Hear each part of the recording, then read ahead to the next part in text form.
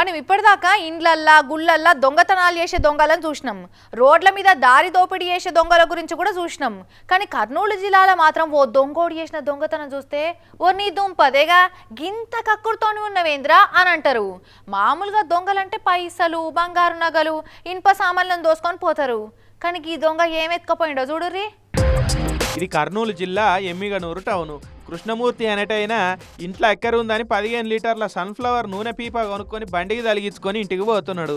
ఇక నడిమిట్లో ఎలిగడ్డలు తీసుకుందామని బండి సైడ్ కాపి ఎలిగడ్డలు ఎరుకుంటున్నాడు. ఇగో ఇంతల్ని ఈ బండి మీద ఈ బండోడు వచ్చిండు. బండి పక్కకు బండి ఆపి అటు ఇటు చూసిండు. మనల్ని ఎవడు చూస్తలేడని కన్ఫర్మ్ చేసుకున్నాడు. ఆయన కృష్ణమూర్తి బండికి తలిగించిన నూనె పీపను అటు ఇటు గుంజిండు, కానీ అది రాలేదు.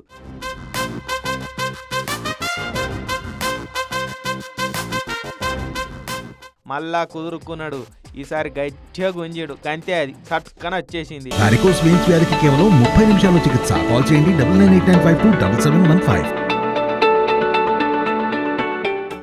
ఇక నూనె పీపను కొట్టేసి మంచిగా బండి ట్యాంకు మీద పెట్టుకొని ఆడికెంచి బుర్రు అన్నాడు. ఇక కృష్ణమూర్తి అన్న ఎల్లిపాయలు కొనుక్కొని బండి కాడికి వచ్చేసరికి నూనె పీప కనబడలేదు. అంతేనా అన్న? ఎల్లిపాయలు తీసుకుంటున్నాక బండి పక్క సైడ్ కాపున్నాను.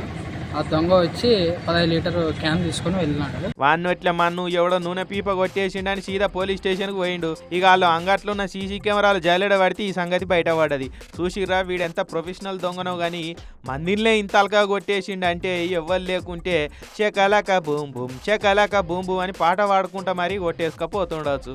వీని బండి ఇంజన్ గూలవాడి పోను.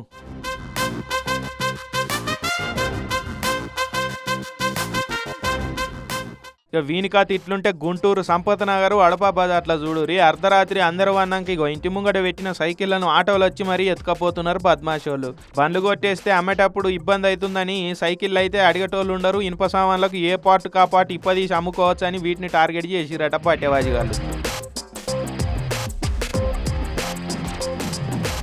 అయితే ఓ సైకిల్ని గిట్లనే కొట్టేసి ఆటోలు ఎత్తుకపోతుంటే బండి మీద పోతున్న 2 పిల్లగాన్లు వీడియో తీసుకుంటా ఆటోను ఫాలో అయ్యారు. పోలీసు వాళ్ళకి ఫిర్యాదు అయ్యి వీడియో చూపించారట.